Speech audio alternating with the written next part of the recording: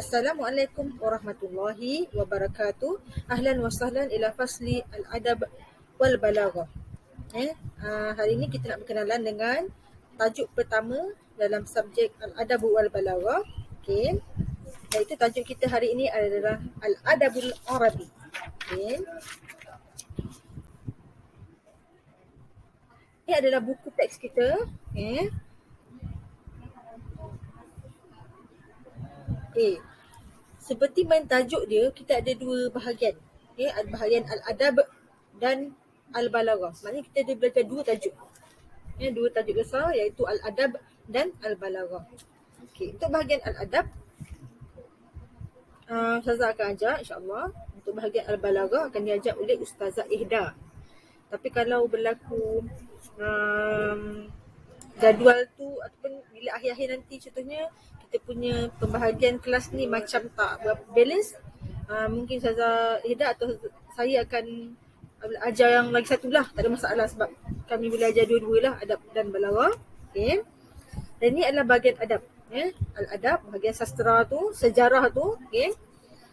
Dan tajuk hari ni nanti kita belajar mafhum al-adab di surah Mu'jazah, Ahmadul Adabil Arabi, Usulil Adabil Arabi dan Fununil Adabil Arabi yang kita akan belajar hari ini.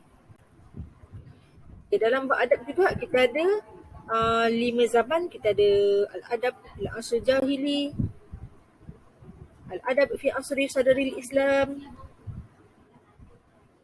al-adab fi asril Umawi, al-adab fil asril Abbasi, al-adab fil asril hadis. Ada 5 zaman. Itu bahagian al-adab tadi. Sekarang al-balaghah ada tajuk pertama fasahah balaghah, tajuk kedua khabar insya', tajuk ketiga hakikah majaz, tajuk keempat tasbih, tajuk kelima al-isti'arah, tajuk keenam majaz mursal, tajuk ketujuh al-kinayah, 8 tibak muqabalah, tajuk 9 al-jinas dan tajuk terakhir as-saja'u. Jadi balaghah nanti Ustazah Ihda insya-Allah akan ajarkan awak. Ini 5 zaman saya sebut tadi. Al-asr jahili, asr sadrul Islam, al-asr Umawi, al-asr Abbasi, al-asr hadis. 5 zaman dalam peta kita, dalam buku teks kita ni dia tunjuk peta. Zaman-zaman ni berada di mana. Okey, kat sini ada satu. Peta dia di mana. Ditunjukkan dalam buku teks. Okey.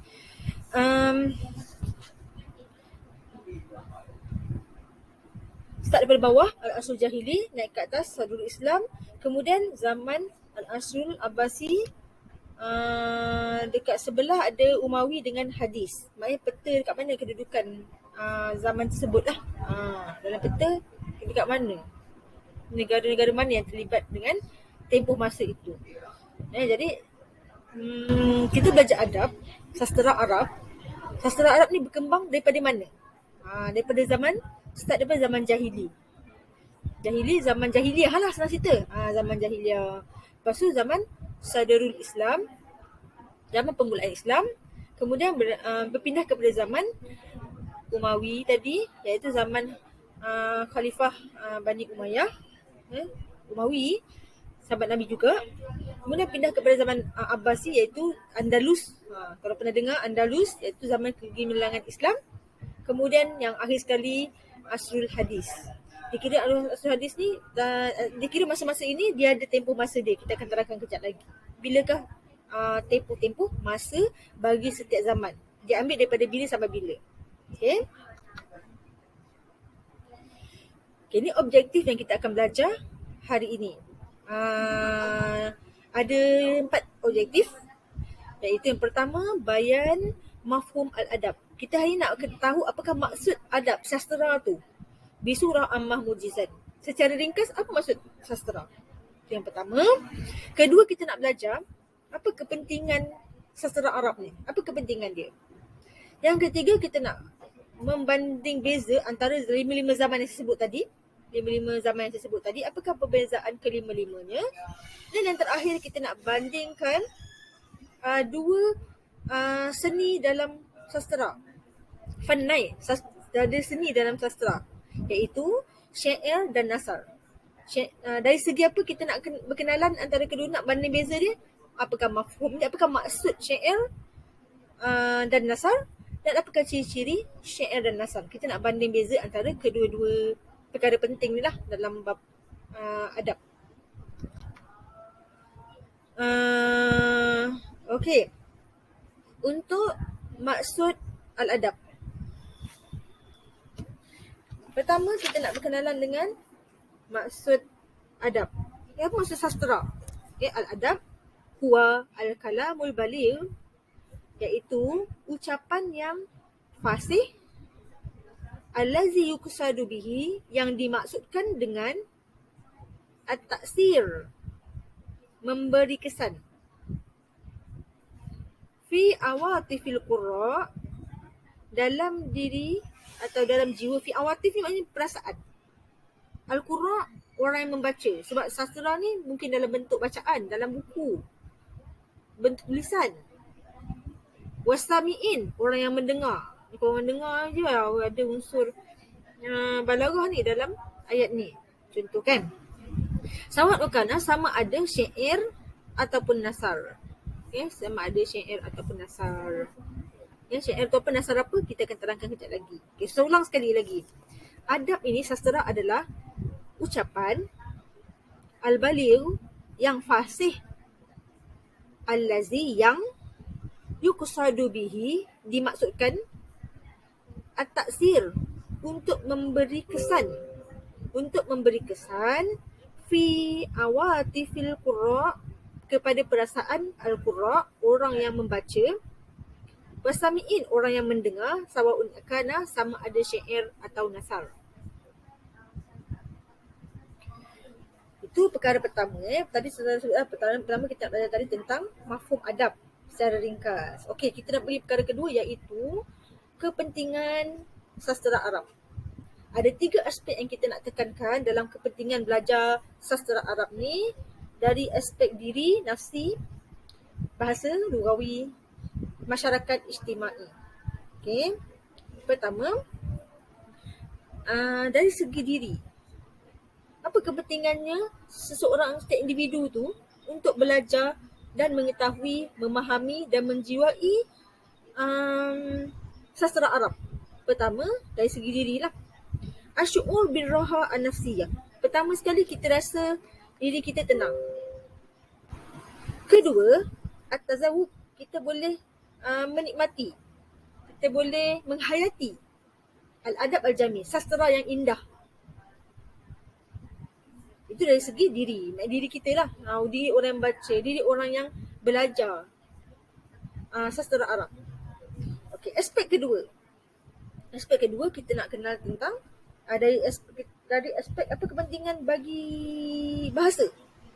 Kan? Tanmiyatus sarwa al-lughawiyah. Kalau kita ni belajar bahasa Arab, lepas tu kita belajar pula sastera Arab. Apa beza kita dengan orang kawan kelas sebelah yang tak belajar adab balaghah? Apa beza dia dari segi bahasa kita? Tanmiyatus sarwa, kita akan mengembangkan, mengembangkan sarwa al-lughawiyah, kosakata, perbendaharaan kata, wal asalib, dan uslub-uslub al-adabiyah sastera. Penggunaan perkataan yang ada unsur sastera. Kita akan buat ayat-ayat yang biasa, kita akan buat ayat-ayat yang luar biasa, ayat yang menarik. Sebab tu kita belajar adab balaghah. Tak sama macam orang yang tak belajar. Kedua, at-ta'awud, kita nak membiasakan diri kita ni bila kita belajar adab balaghah ni, ala husnil ilqa, dalam penyampaian yang baik. Okay, bukan saja kita boleh sampaikan apa yang kita nak sampaikan tu, kita sampaikan dengan baik. Kan? Saya nak ceritalah. Awak, contohnya kita ni nak mengurat orang. Kan? Seorang lelaki tu nak mengurat seorang perempuan. Contoh. Dia, orang pertama A, dia hanya belajar bahasa. Okay, dia akan cakap bahasa biasa je lah. Tapi orang yang B contohnya, dia ada balaghah dia. Kan? Orang yang B tadi tu, dia ada unsur balaghah. Balaghah tu apa? Dia ada ayat bunga-bunga. Dia cakap tu tak cakap direct, dia cakap bunga-bunga. Kan? Macam korang guna apa? Pick up line tu kan? Contoh kan. Jadi benda tu bila orang guna, antara A dengan B, kata kalau A dengan B tu mengurat awak. Awak nak pilih siapa sebagai pilih yang awak pilih hati. Secara ni lah, logik ni. Yang lebih menarik minat kita, siapa agaknya? Yang orang yang setakat cakap je ke ataupun orang cakap ada bunga-bunga? Siapa nak bagi jawapan?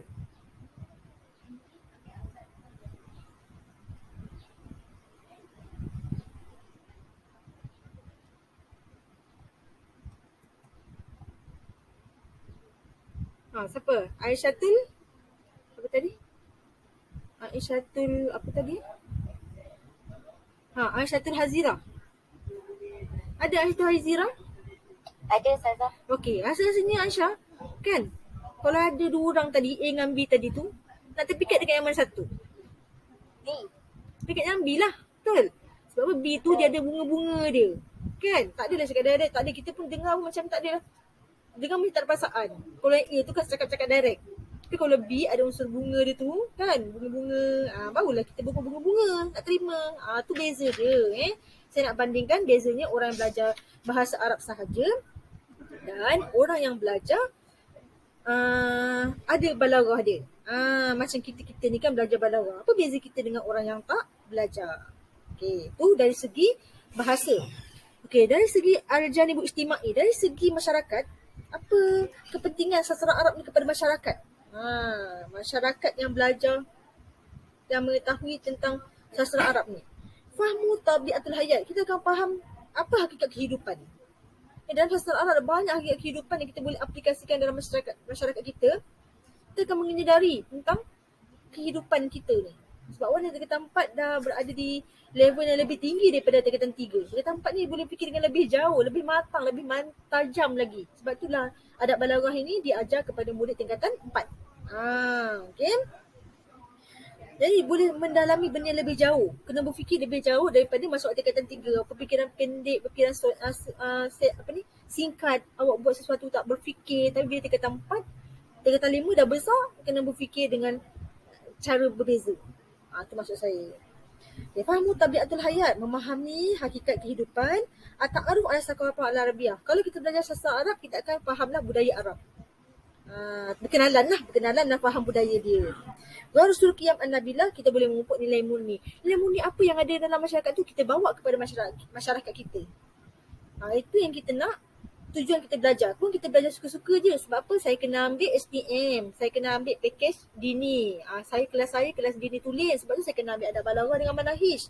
Bukan itu yang kita nak. Kita nak bila kita belajar adab balaghah ni ada sesuatu yang kita bawa untuk diri kita bawa kepada orang sekitar kita dan juga masyarakat kita. Apa benda baik yang ada dalam sastra Arab ni yang kita boleh ambil untuk jadikan satu contoh teladan yang baik untuk diri kita, untuk masyarakat kita. Itu tujuan kita belajar adab balaghah. Okay? Seterusnya, perkara ketiga ini kita nak belajar, iaitu at-tamyiz baina usuril adabil arabi. Ada 5 zaman tadi saya dah sebut. Okay, susunan ni start daripada al-asrul jahili, lepas tu asrul sadurul Islam, al-asrul umawi, al-asrul abbasi, al-asrul hadis. Okay, kita tengok tempoh masa dia. Inqasamat al-usuril adabiyah al-arabiyah ila 5 usur. Zaman-zaman sastra Arab ni terbagi kepada 5 zaman. Al-asrul jahili wal asrul lazi. Asrul jahili ni, zaman jahiliyah ini adalah zaman yang bermula lebih kurang 200 tahun qabla bi'tsati Nabi SAW. Sebelum Nabi SAW dibangkitkan sebagai rasul, diutuskan sebagai rasul. 200 tahun itulah kita anggap sebagai zaman jahili yang unsur-unsur sastra dia kita ambil dan juga kita ambil sebagai pedoman lah bagi orang yang belajar bahasa Arab. Kita ambil unsur-unsur zaman jahili. Sebab zaman jahili ni bahasa Arab dia tidak terkacau, tidak terganggu, tidak bercampur-campur dengan bahasa yang lain. Sebab tu pertama sekali kita akan jadikan sumber-sumber syair dan nasar pada zaman tersebut sebagai sumber bahasa Arab kita. Pertama, zaman jahili. Kedua, al-asru sadrul Islam. Zaman pemula Islam, iaitu zaman yang allazi yabda'u bermula min bi'satin Nabi, daripada kerasulan Nabi SAW sehingga akhir zaman Khulafa' Ar-Rasyidin yang 4 orang. Dah belajar kan Khulafa' Ar-Rasyidin yang 4 orang. Siapa 4 orang Khulafa' Ar-Rasyidin yang 4 orang? Pertama, Abu Bakar Siddiq. Abu Bakar Siddiq. Kedua, Umar bin Al-Khattab. Umar Al-Khattab. Ketiga, Utsman bin Affan. Uthman bin Affan. Dan terakhir, Sayyidina Ali. Sayyidina Ali karamallahu wajhah. Jadi yang keempat zaman ni dia adalah Khulafa Ar-Rasyidin. Pada tahun lebih kurang 41 Hijrah. Itu zaman Sadrul Islam. Okey. Lepas zaman Ali tu, sahabat Nabi SAW, nama dia Khalifah Umayyah ni, dia buat satu undang-undang baru. Bila dia ni dah mengubah daripada zaman sebelum-sebelum ni, sebab itulah dinamakan zaman baru, nama dia Al-Asrul Umawi. Dia pelopor satu zaman. Lepas tu anak dia, dia jadi satu zaman yang satu mencetuskan sesuatu lah. Nanti kita akan belajar pada zaman tersebut, kita akan belajar apa yang peliknya zaman Khalifah Muawiyah ni dengan berbanding dengan zaman yang sebelum dia. Okay, jadi zaman Umawi ni bermula start daripada Khalifah ni sahabat Nabi, bukan orang sebarangan ni. Tapi dia ada pendapat dia sendiri dalam berpolitik. Okay. Khalifah Muawiyah bin Abi Sufyan. Ya, radhiyallahu anhu. Bila radhiyallahu anhu maknanya sahabat Nabi. Okay. Ila nihatid daulah al-Umayyah, sehingga akhir zaman Umayyah, maknanya zaman dia dan anak dia semua follow cara yang sama untuk memerintah kerajaan Islam pada masa itu. Sehingga tahun anggaran 132 Hijrah. Okay, itu tempoh zaman Umawi. Okay. Dan zaman yang seterusnya Abbasi bermula daripada Daulah Abbasiyah. Iaitu kita sebenarnya cerita yang bab Andalus pula, yang kegemilangan Islam di Spain. Situ zaman tu. Okay. Tahun 132 Hijriyah berakhir pada tahun 656, keruntuhan zaman tu. Pada tahun 656 perang salib semua tu kan, yang menyebabkan runtuhnya zaman Abbasi. Kemudian kita pindah kepada Al-Asrul Hadis. Banyak kebangkitan bila kita ni dah kena jajah oleh orang Kristian dan sebagainya, pergi kepada Asrul Hadis. Banyak inilah kebangkitan-kebangkitan negara-negara yang dijajah oleh bangsa-bangsa tadilah. Tu datangnya Asrul Hadis. Tapi dia ambil Asrul Hadis ni, dia kata start daripada 120 Hijrah sehingga sekarang. Tapi sebenarnya kalau ikutkan dalam buku tu ataupun dalam tempoh masa tu, tak adalah sampai sekarang sangat pun. Dia ambil yang dia tahun ni lah, ke tahun 2022 ni sebagai akhir zaman dia, tak. Sebab makin berakhir zaman, bila makin zaman tu beralih, sebenarnya sastra Arab ni makin kurang lah dia punya power dia. Yang paling power mesti dah yang atas sekali tu jahili tu, zaman jahili tu. Lepas tu zaman Sadrul Islam diperkukuhkan lagi dengan adanya Quran dan Sunnah kan. Lepas tu berkembang lagi, dia lagi kurang sebenarnya, kurang lagi dia punya power dia lah, ikut zaman tu, musuh bahasa Arab ni lah. Okay. Perkara keempat yang kita nak belajar hari ni, iaitu dua unsur sastra Arab yang kita nak belajar tadi. Apa dia? Syair dan nasar. Syair ni biasa dengarkan syair. Awak ingatkan syair ni jangan bandingkan dengan bahasa Melayu tau. Syair bahasa Melayu, awak fikir macam bersyair kan, yang akhir dia semua hujung sama je tu kan.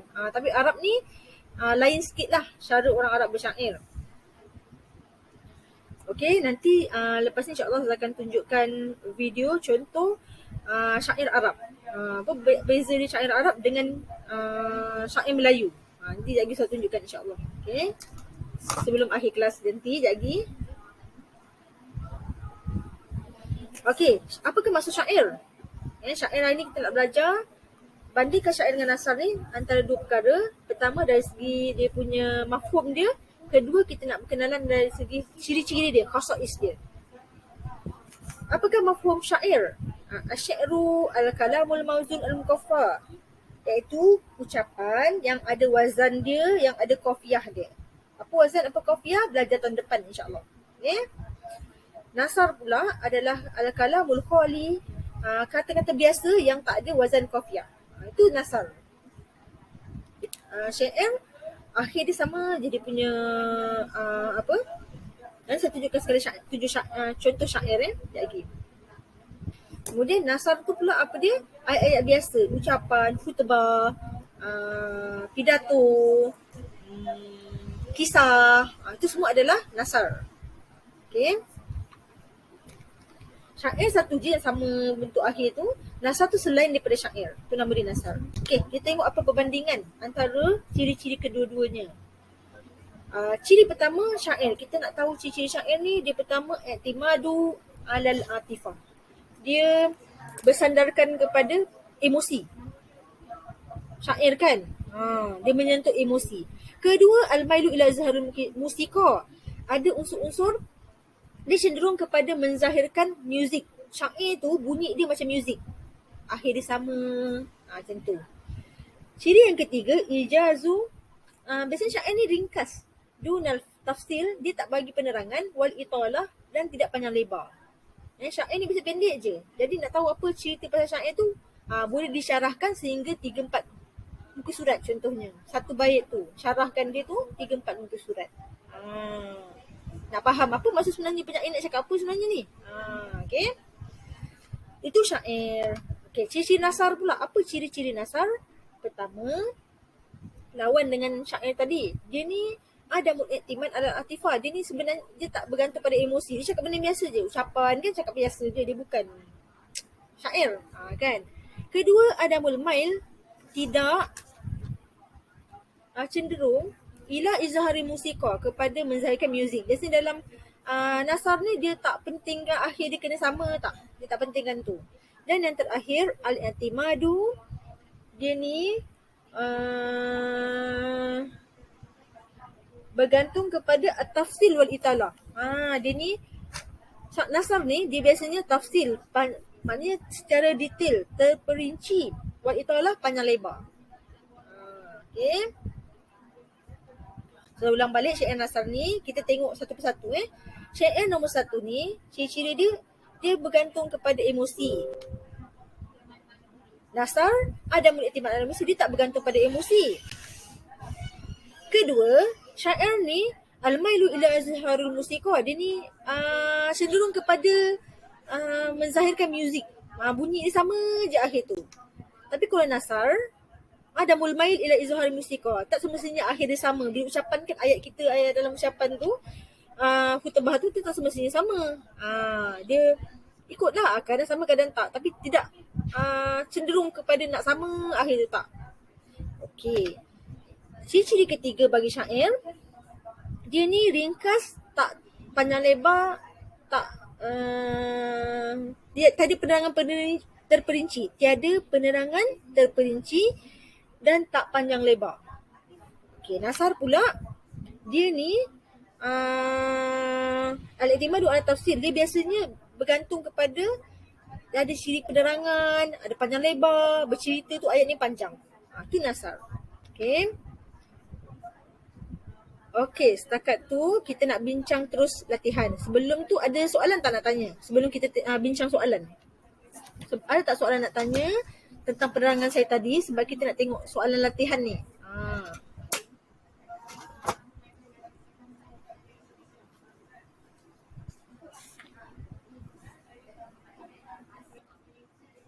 At-tadribatu awalan dong alamat sahih atau khata'. Asy-syi'ru wal kalamul mawzun al-mukaffa. Syair dikata adalah kalam mawzun mukaffa. Ni kalam mawzun mukaffa. Jadi sahih ke khata'? Sahih. An-nasru yang tamidu ala atifah. Dia kata nasar tu dia i'timad, bergantung kepada emosi. Sahih ke khata'? Khata'. Dia tak bergantung pada emosi. Yang bergantung pada emosi tadi adalah syair. Nombor 3, inqasama usul terbahagi zaman sastra Arab ni kepada 5. Betul ke tadi 5? Sahih. Betul ya. Ada 5 tadi. Kita dah sebut 2 kali, 3 kali dah tadi. Yabda'u asru sadrul Islam. Zaman sadrul Islam ni bermula, dia kata min bi'satin Nabi SAW ila ahli hurafa ar-rasyidin. Betul tak zaman tadi? Daripada zaman permulaan Nabi SAW dilantiknya jadi Rasul sampailah akhir hurafa ar-rasyidin. Sahih atau khata'? Sahih. Dan yang terakhir, al-adab adalah al-kalamul baligh allazi yusadu bihi ta'sir fi awatifil qurra wa sami'in. Dia bagi takrif adab. Sama tak tadi takrif adab tadi?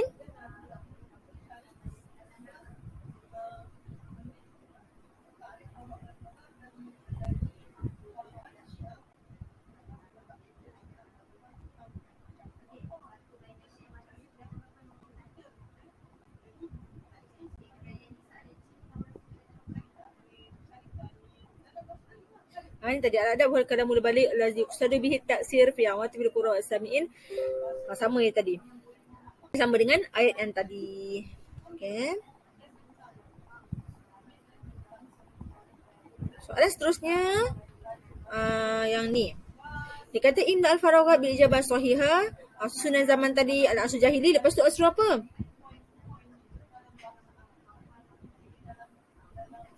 Asru Sadri Islam. Sadrul Islam Mumtazah, lepas tu dia kata asr Umawi, lepas tu zaman apa? Al-Abbasi Mumtaz. Kemudian akhir sekali Al-Asru Hadis. Al-Asrul Hadis Mumtaz. Jadi kat sini yang terakhir sekali soalan Jim, Qarin baina syair wan nasr fil asya' at-taliyah. Okey, al-atifah perasaan, izhar musika, menzahirkan muzik, tafsir wa italah panjang lebar. Okey, jadi kat sini kita buat ayat dia. Syair apa dia? Ayat tadi. Al-i'timad al-atifah. Al-i'timad al-atifah. Nasar pula apa ayat dia? Tambah Adamul i'timad al-atifah. Okey, ciri kedua untuk izharul musika. Syair macam mana?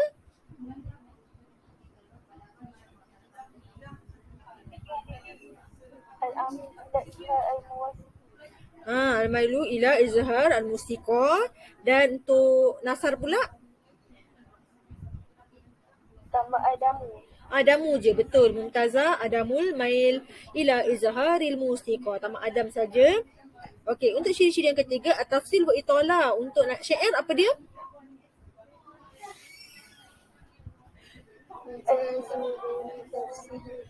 Al-ijaz dunat tafsil wa itala. Itu untuk syair. Nasar? Tambah tafsir.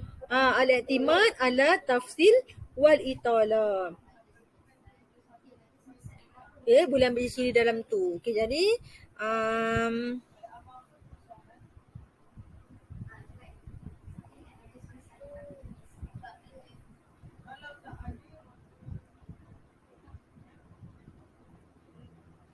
okay. Syukran jazilan, ila liqa. InsyaAllah sawfa naltaqi fi ad-darsil qadim.